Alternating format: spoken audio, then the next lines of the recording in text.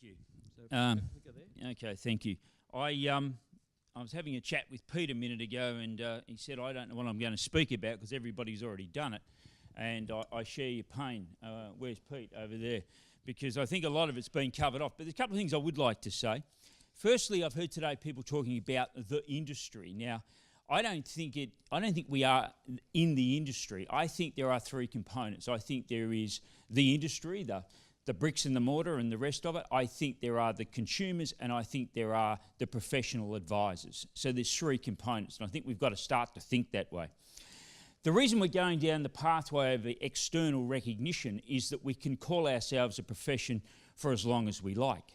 But unless there is some external recognition that gives to it, I think it becomes meaningless, that we can say what we like. But somebody else with credibility has to come along and actually back that up, has to come along and say, yes, you are a profession, and you have to meet certain standards, you have to clear certain bars.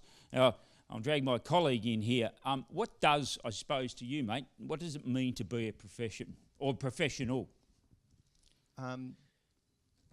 Here you got me. Yep. Hi everybody. I guess what it means to a sales agent, is to have that respect. And as you said, judgment of character. Ewan was perfect. You're talking about nailing in a listing presentation, but to have that respect or that recognition or acknowledgement that you are the best at what you do, or you've always gone that step further than someone who just prefers to slide through the industry. So, mate, for me it would be, that recognition, and you've probably nailed it on the slide, which is pretty easy to do, but that's it.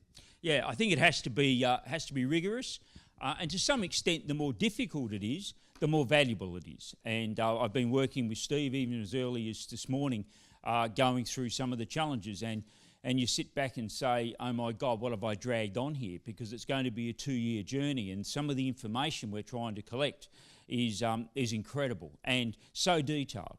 But I think that's what it's all about. I had a couple of aha moments in this space, and when I first joined the Institute, which was about 15 years ago now, and I found out you could actually become a real estate agent in a week. And I thought, that's amazing. But I guess I thought I didn't really have any background to it, so I took it at face value. That's what it was. And it wasn't until later on that I started to realise just how poor that was, and slowly formed a view that something had to be done. But I didn't become super passionate about it, although I thought it was a wrong, until one day, and I'll tell you a story. I was up in the training area, and one of the training people got a phone call from WorkCover, and they said, we've had a person in the sanitation area of a council that has had an injury, and they can no longer do their job. So we thought they could become a real estate agent because it's fast. So they were sufficiently qualified in their view to become a real estate agent because they needed to do something quick from the sanitation industry. Now, I don't degrade those folks at all. They do an incredible job, but I'm not sure that background lends itself entirely to the qualities that are necessary for a career in real estate. The other thing that I'd like to talk about is the hygiene of the market and the hygiene of the profession and how it is viewed. You would all recall a little while ago that we got some new legislation around underquoting, and that just, there's a whole life that I've had with underquoting legislation since I joined the Institute. And the most recent legislation started to get into things like language that we could use. That was in the Act. Now, for those of you who studied legislation and regulations, you realise that the Act has these sort of big, broad statements, and then it filters down into the regulation, and as people often say, the devil's in the detail down in there. But it actually was in the legislation, and it says these are the words that you can't use. You can't say offers over or offers above. Now, I challenge you, see if you can find in any other legislation governing any activity where it actually gets down to saying what words you can use. Okay? So the view of government, the view of the community being represented by government, that it was necessary to get to that stage of actually telling us what language we could use.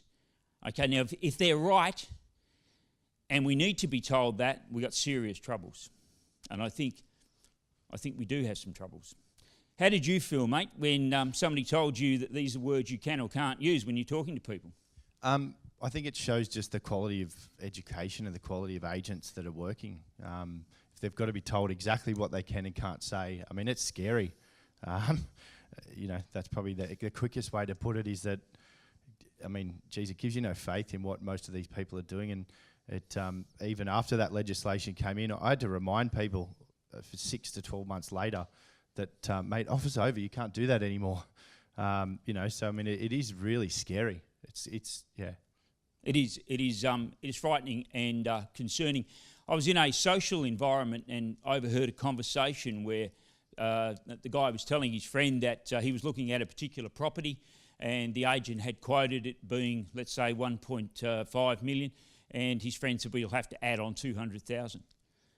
You know, and that was a community response, and I think that wasn't an isolated case. So the hygiene out there, the perception of the hygiene at least isn't something that we can be proud of, and that is something I think we have to work on as well. My friend Steve here made a comment to me the other day, and it's just resonated with me ever since. And he talked about trust, and he said to me, "I trust everybody." And I thought, that's odd, because I sure as hell don't.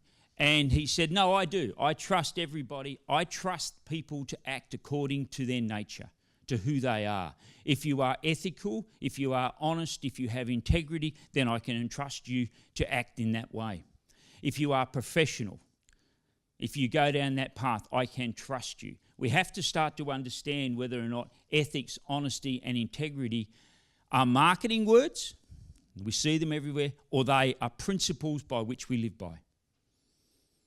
And I think that's a really important decision that we need to make. We have to live that way. We have to live the principles. It starts here. It starts today dealing with ourselves. I firmly believe that we are at a very, very significant time in real estate practice. And we talked about change and Uberization and all of those sorts of activities that are going on around us. If we stay where we are, we're going to have a lot of problems. We have got the likes of Purple Bricks and these sort of folks out there that deliver services. And there might be a question about what sort of services but they do. Now, we can compete with them, or we can go to another space. We can become the trusted professional advisor. We heard Minister Dominello say that he'd be happy to pay for that if he saw value, and so would I, and so would any other consumer. Price is important in the absence of value. Okay, so if you have a value proposition, price becomes irrelevant. So Tim, I'm curious. I think it's the mentality of race to the bottom. Shannon, you touched on that. Rather than a race to the bottom, it should be a mentality of work to the top. You know, let's educate to the top. Again, Shannon, the culture, the leadership needs to be, you know, don't fight the other competitor, drop your fee to get the business. Let's become better and, again, show the value proposition, but educate better, show the value in the education that you have. You know, I know we've all touched on this, so I won't go on, but, you know, that work to the top really, really rings true. And, you know, that needs to be the culture. It's a good point you make. I know Steve Martin, who was the first president that I was fortunate enough to serve with, and Steve had a motto with his staff when they would go out, or his employees when they'd go out and pitch for the work. And if they weren't successful and they came back into the office and he would say, "You missed the listing," he said, "There is one thing you can't say to me, and that is I got beat on commission. You know, somebody underquoted me." Dare I use that expression? That's the joke I'm doing for the day. And he said, you cannot use that as an excuse. It doesn't work because you have to show the value. We talk about education, and I spoke to you a little while ago about that sanitation example. I'd also, flick it on, mate, because we probably should go through our 3 slides. I'd also like to talk about education and what's happened over the years, and I don't understand why, is we've ended up with a situation where those who have carriage of our world have made a decision that the best thing and the most prominent thing we have to be concerned about is competition. Now, competition is king. Now, I support competition, and I think competition is essential in a healthy market. However, it must be competent. We must have competent competition. And the beginnings of the road to professional recognition, to being treated as a profession, is education. All right, that's where we have to go. We need to put some distance between us and the others. Now, today, we make the choice whether or not we want to survive, because I think that's the decision we're making today.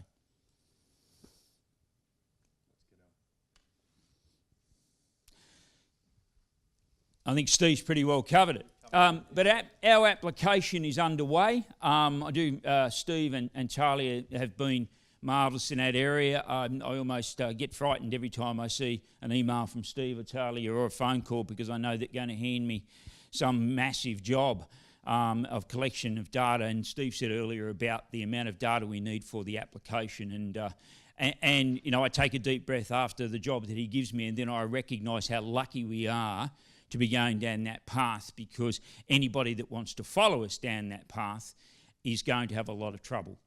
One other thing that Steve mentioned earlier, which I just thought I would make another comment on, was about the conveyances. And Steve said when the conveyances came in, the lawyers moved into another spot and all the rest of it, and etc. That's part of the story. The lawyers also did something else which was quite clever. They said, ultimately, when they knew the war was lost, they said, well, okay, if you want to become a conveyancer, here are the units that you need to do. And they didn't say 2 or 3, they said quite a lot. So when conveyancers now go and do the course, it's not something you can do in 48 hours. You actually have to do a few years of study to become a conveyancer. And you know what, if you're starting out thinking about becoming a conveyancer and you look at where you stop and what additional study you'd have to do to become a solicitor, you know, you're probably 3/4 of the way down the path. Steve might have a view on it. So you say to yourself, you know what? I think I'll just take the extra step, and I'm sure there's a number of conveyancers do. We can do the same thing. We can do exactly the same thing. We can move to a place where nobody is and say, you're welcome. Come in and join us. However, here's the standard, and here's the bar you clear, welcome. I'd just like to thank everyone for coming. There's a lot of you there that I grew up with, idolising, and through my years of experience as a junior. Thank you so much for coming. A lot of you guys, you know, heads of businesses and things. It means a lot. Shows a lot of faith in where we're going as a real estate industry from potentially a younger agent. You know, thank you, and I'm sure we're going to get a lot out of this today. It's really going to help us, and you know, it looks like we're going in the right direction anyway. Thanks, mate. Thanks very much. Thank you, Braden and Tim.